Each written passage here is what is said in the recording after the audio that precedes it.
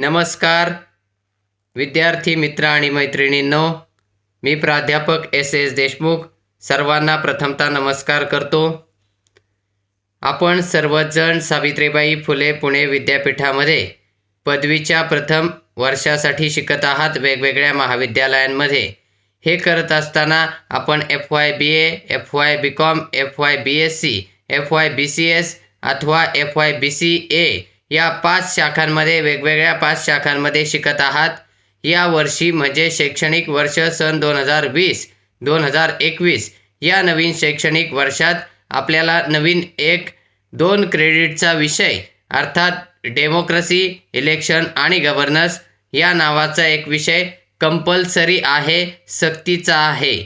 या विषयासाठी 25+25 अशा प्रकारचं गुणांचं रूप त्यानंतर श्रेणी पद्धतीनं तुम्हाला गुणपत्रिकेवर प्राप्त होईल। 25 मार्कांची असाइनमेंट आणि 25 मार्कांची प्रश्नपत्रिका म्हणजेच MCQ पद्धतीची बहुपर्यायी प्रश्नसंच पत्रिका तुम्हाला त्या ठिकाणी परीक्षा म्हणून द्यायची आहे।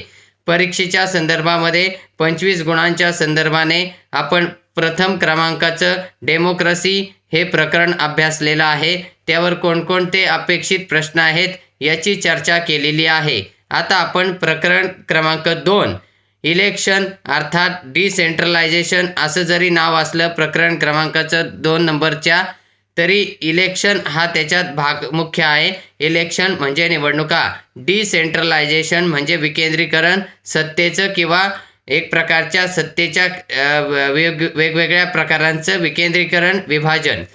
निवडणुका या दुसऱ्या प्रकरणामध्ये आपण काही 15 प्रश्न घेऊन आलेलो आहोत। त्या सर्व 15 प्रश्नांमध्ये अतिशय महत्त्वाच्या नोंदी आहेत। त्या नोंदींकडे तुम्ही जाणीवपूर्वक पाहाल अशी अपेक्षा आहे। तर चला मित्र आणि मैत्रिणींनो, आपण सुरुवात करूया आजच्या या प्रश्नपत्रिका सोडवण्याच्या विशेष तासिकेला। डिसेंट्रलायझेशन अथवा इलेक्शन म्हणजे निवडणुका या दुसऱ्या क्रमांकाच्या प्रकरणामध्ये आपल्याला कसे प्रश्न येऊ शकतात यावर चिंतन करण्यासाठी मी तुमच्यासमोर आज ही नवीन तासिका घेऊन आलेलो आहे। तर आपण पहिला प्रश्न असा येऊ शकतो तो अशा पद्धतीने, टिंबटिंब या घटना दुरुस्तीने नागरी शासन संस्थांना घटनात्मक दर्जा प्राप्त झाला। म्हणजे नेमक्या कोणत्या घटना दुरुस्तीने नागरी शासन संस्थांना घटनात्मक म्हणजे कायदेशीर दर्जा प्राप्त झाला? पर्याय क्रमांक 1 आहे 70, पर्याय क्रमांक 2 आहे 72, पर्याय क्रमांक 3 आहे 73 आणि पर्याय क्रमांक 4 आहे 74। तर या पहिल्या प्रश्नाचं उत्तर साहजिकच पर्याय क्रमांक 4 म्हणजे 74। आपल्याला माहिती आहे 74व्या घटना दुरुस्तीने नागरी शासन संस्थांना घटनात्मक दर्जा प्राप्त झालेला आहे। पहिल्या प्रश्नाचं उत्तर घटनात्मक दर्जा कोणत्या घटना दुरुस्तीने प्राप्त झाला नागरी शासन संस्थांना, त्याचं उत्तर 74वी घटना दुरुस्ती म्हणजे पर्याय क्रमांक डी किंवा ड। पर्याय क्रमांक 4 अ ब क ड असं जर असेल तर ड, 1 2 3 4 असेल तर 4, ABCD असेल तर डी। अशा पद्धतीने पहिला प्रश्न झाला। त्यानंतर दुसरा प्रश्न आपल्याला येऊ शकतो, महाराष्ट्र निवडणूक आयोगाची स्थापना कधी झाली? महाराष्ट्र निवडणूक आयोग हा आपण दुसऱ्या प्रकरणामध्ये अभ्यासलेला आहे। त्याची आपण महाराष्ट्र निवडणूक आयोगाची स्थापना देखील पाहिलेली आहे। तर महाराष्ट्र निवडणूक आयोगाची स्थापना कधी झाली असा जर प्रश्न आपल्याला परीक्षेत दुसरा प्रश्न म्हणून जर आला तर त्याच्या पर्यायांची आपण चाचपणी करूया। पहिला पर्याय असेल 26 एप्रिल 1993, दुसरा पर्याय असेल 27 मार्च 1993, त्यानंतर तिसरा पर्याय असेल 26 एप्रिल 1894 आणि चौथा पर्याय असेल 26 एप्रिल 1994। तर आपल्याला माहिती आहे 26 एप्रिल 1994 हा जो चौथा पर्याय आहे, ही जी तारीख आहे या चौथ्या पॉईंटला किंवा चौथ्या मुद्द्याला जो घटक दिलेला आहे 26 एप्रिल 1994 याच दिवशी महाराष्ट्र राज्य निवडणूक आयोगाची स्थापना झाली। म्हणजे या दुसऱ्या प्रश्नाचं उत्तर देखील डी आलं। ABCD अशा पद्धतीने जर पर्याय असतील तर डी म्हणजे चौथ्या क्रमांकाचा ऑप्शन 26 एप्रिल 1994 महाराष्ट्र राज्य निवडणूक आयोगाची स्थापना। 2 प्रश्न अभ्यासल्यानंतर तिसरा प्रश्न जर आपण अभ्यासायचा झाला तर महाराष्ट्राच्या पहिल्या महिला निवडणूक आयुक्त म्हणून यशस्वीरित्या कोणी काम पाहिलं? निवडणूक आयुक्त हा देखील आपण भाग अभ्यासलेला आहे. तर त्याचे पर्याय असतील, पहिला असेल सुषमा स्वराज, दुसरा असेल किरण बेदी, तिसरा असेल श्रीमती नीला सत्यनारायण आणि चौथा असेल मीरा कुमारी. तर आपल्याला माहिती आहे पर्याय क्रमांक 3 श्रीमती नीला सत्यनारायण या महाराष्ट्राच्या भूतपूर्व म्हणजे होऊन गेलेल्या निवडणूक आयुक्त होत्या. त्या महिला पहिल्या निवडणूक आयुक्त म्हणून त्यांची इतिहासात नोंद आहे. म्हणजेच पहिल्या महिला निवडणूक आयुक्त महाराष्ट्राच्या श्रीमती नीला सत्यनारायण. पर्याय क्रमांक 3. अशा पद्धतीने 3 प्रश्न अभ्यासले. त्यानंतर चौथा प्रश्न जर अभ्यासायचा झाला तर विभागीय पातळीवर कोण कामकाज पाहते. विभाग असतात वेगवेगळे, वेगवेगळ्या राज्यांमध्ये विभाग केले जातात जेणेकरून राज्य चालवणं सोपं होतं. तर विभागीय पातळीवर कोण कामकाज पाहते. पहिला पर्याय आहे जिल्हाधिकारी, दुसरा पर्याय आहे विभागीय सचिव, तिसरा पर्याय आहे विभागीय आयुक्त आणि चौथा पर्याय आहे विभागीय सदस्य. तर याच्यामध्ये आपल्याला माहिती आहे विभागीय आयुक्त हे वेगवेगळ्या विभागांमध्ये कामकाज पाहत असतात. ते त्या विभागाचे प्रमुख प्रशासकीय अधिकारी असतात. म्हणजेच या चौथ्या प्रश्नाचं उत्तर आहे सी किंवा क. तिसरा पर्याय आहे विभागीय आयुक्त. तिसऱ्या विभागीय आयुक्त याच्यासमोर आपण टिक करायची. विभागीय पातळीवर विभागीय आयुक्त काम पाहतात. त्यानंतर 5वा प्रश्न मी घेऊन आलेलो आहे. राज्य वित्त आयोगाची स्थापना कोण करतात किंवा कोणामार्फत होते.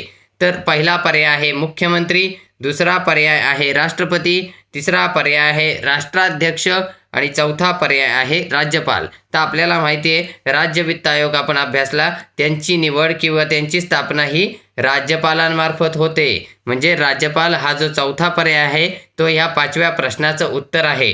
राज्य वित्त आयोगाची स्थापना कोण करते. तर राज्यपाल राज्य वित्त आयोगाची स्थापना करतात. पर्याय क्रमांक 4 म्हणजे राज्यपाल हे त्याचं योग्य उत्तर आहे. त्यानंतर जर मी 6वा प्रश्न आपल्यासमोर घेऊन आलो मित्रांनो, विद्यार्थींनो, मी एकूण 15 प्रश्न आज तुमच्यासाठी द्वितीय प्रकरणातील म्हणजे निवडणूक किंवा डिसेंट्रलायझेशन जरी नाव असलं तरी निवडणुकीच्या संदर्भातील हे दुसरं प्रकरण आहे.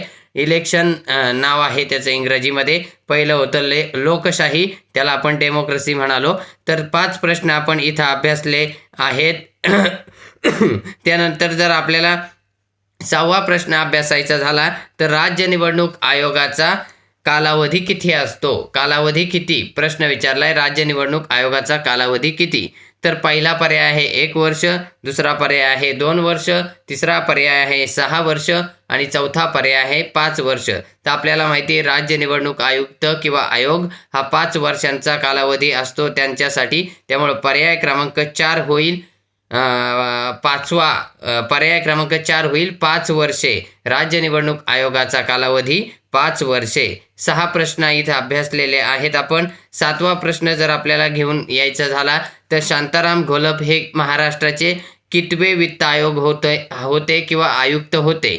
शांताराम घोलप हे महाराष्ट्राचे कितवे वित्त आयुक्त किंवा आयोग होते.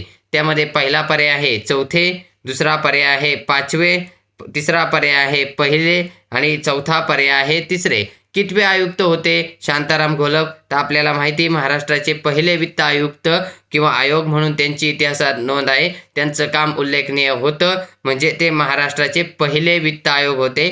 पर्याय क्रमांक 3. 7व्या प्रश्नाचं उत्तर झालं शांताराम घोलप, महाराष्ट्र वित्त आयोगाचे अध्यक्ष, पहिले अध्यक्ष.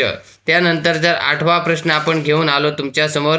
महाराष्ट्रात किती अनुसूचित क्षेत्रे आहेत असा जर प्रश्न आला विद्यार्थी मित्र मैत्रिणींनो तर त्याचे पर्याय कसे असतील ते पहा. महाराष्ट्रात किती अनुसूचित क्षेत्रे आहेत. पर्याय क्रमांक 1 17, पर्याय क्रमांक 2 27, पर्याय क्रमांक 3 आहे 26 आणि पर्याय क्रमांक 4 आहे 37. तर मग या 4 पर्यायांपैकी आपल्याला शोधायचे महाराष्ट्रात किती अनुसूचित क्षेत्रे आहेत. तर त्याचं उत्तर आहे 27 म्हणजेच पर्याय क्रमांक 2. महाराष्ट्रात एकूण 27 अनुसूचित क्षेत्रे आहेत. त्यानंतर जर 9वा प्रश्न मी घेऊन आलो तुमच्यासमोर. महाराष्ट्रात आपण स्थानिक स्वराज्य संस्था तपासल्या किंवा अभ्यासल्या, ग्रामपंचायत, पंचायत समिती आणि जिल्हा परिषद. त्यावर काही प्रश्न महत्त्वाचे येतील. त्यामध्ये आता लक्ष घ्या, बारकाईने लक्ष द्या, लक्षपूर्वक ऐका. आता 9वा प्रश्न पंचायत समितीच्या निगडीत आहे किंवा संदर्भाने आहे. पंचायत समितीचे मतदारसंघ टिंबटिंब नावाने ओळखले जातात प्रश्नचिन्ह. असा 9वा प्रश्न जर आला, पहिला पर्याय आहे वॉर्ड, दुसरा पर्याय आहे प्रभाग, तिसरा पर्याय आहे गट आणि चौथा पर्याय आहे गण.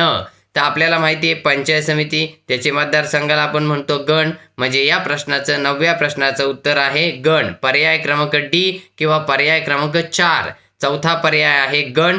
मग आपल्याला माहिती आहे पंचायत समितीचे मतदारसंघ हे गण नावाने ओळखले जातात. गण पंचायत समितीचे मतदारसंघ.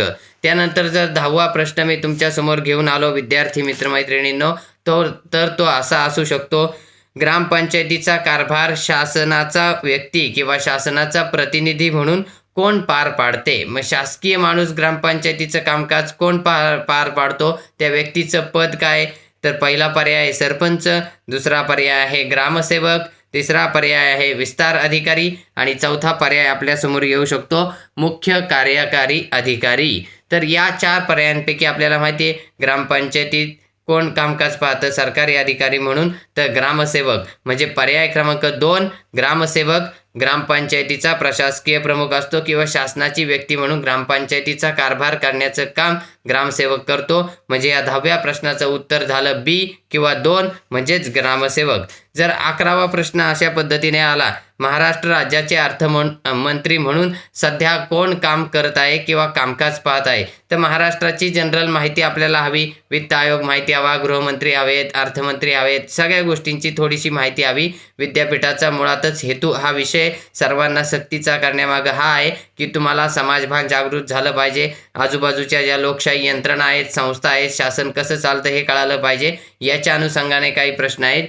जनरल नॉलेजचा देखील याच्यातच प्रश्न येऊ शकतो. जर 11वा प्रश्न असा आला, महाराष्ट्र राज्याचे अर्थमंत्री म्हणून कोण कामकाज पार पाडत आहे किंवा कोण कामकाज पाहत आहे? पर्याय असतील एकूण 4. पहिला पर्याय असेल त्याच्यामध्ये दिलीपराव वळसे पाटील, दुसरा पर्याय असेल देवेंद्रजी फडणवीस, तिसरा असेल जयंतराव पाटील आणि चौथा पर्याय असेल अजितदादा पवार. तर आपल्याला माहिती आहे राज्याचे वित्त किंवा अर्थ शब्द म्हणा किंवा वित्त म्हणा, एकूणच पैशाशी निगडीत जे खातं आहे वित्त किंवा अर्थ, तो खात्याचा भाग किंवा तो खात्याचा सगळा भाग तपासण्याचं काम किंवा पाहण्याचं काम सद्यस्थितीत राज्याचे अर्थमंत्री म्हणून अजितदादा पवार पाहत आहेत. म्हणून राज्याचे अर्थमंत्री अजितदादा पवार. पर्याय क्रमांक 4 11व्या प्रश्नाचं उत्तर झालं अर्थमंत्री महाराष्ट्र राज्य अजित पवार.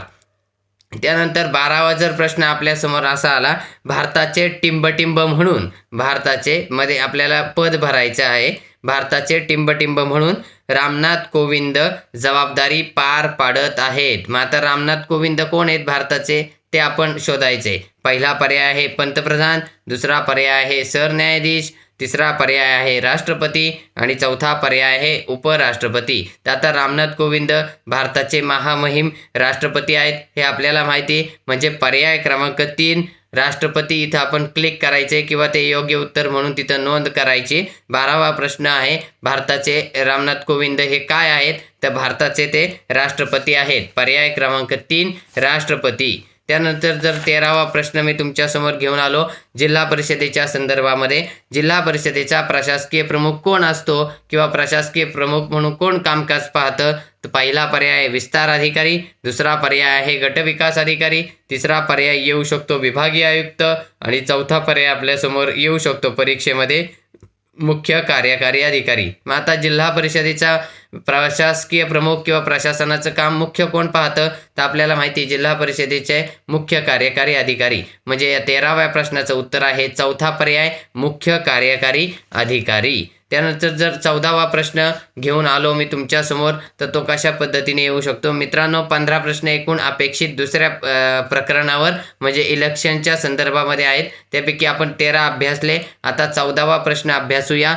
14वा प्रश्न येऊ शकतो, तालुका पातळीवर कोणती संस्था स्थानिक स्वराज्य संस्था म्हणून अस्तित्वात आहे? मग आपण पाहिलं ग्रामपंचायत, पंचायत समिती, जिल्हा परिषद या ग्रामीण भागातल्या 3, मग त्या कोणत्या कोणत्या पातळींवर आहे ते पाहिलं. आता आपल्याला विचारलंय तालुका पातळीवरची स्थानिक स्वराज्य संस्था कोणती किंवा कोणती अस्तित्वात आहे? पर्याय क्रमांक 1 आहे तालुका नियंत्रण समिती, पर्याय क्रमांक 2 आहे तालुका पंचायत समिती, तिसरा पर्याय आहे जिल्हा परिषद आणि चौथा पर्याय आहे जिल्हा नियोजन समिती. ना आपल्याला या तिन्हीपैकी चारहीपैकी कोणतं उत्तर योग्य वाटतं, तर आपल्याला उत्तर योग्य वाटतं तालुका पंचायत समिती. म्हणजे या 14व्या प्रश्नाचं उत्तर आहे तालुका पातळीवर कोणती संस्था स्थानिक स्वराज्य संस्था म्हणून अस्तित्वात आहे, त्याचं उत्तर तालुका पंचायत समिती. म्हणजे पर्याय क्रमांक 2 हे 14व्या प्रश्नाचं उत्तर योग्य रीतीने होऊ शकतं. आपण तशी नोंद करा.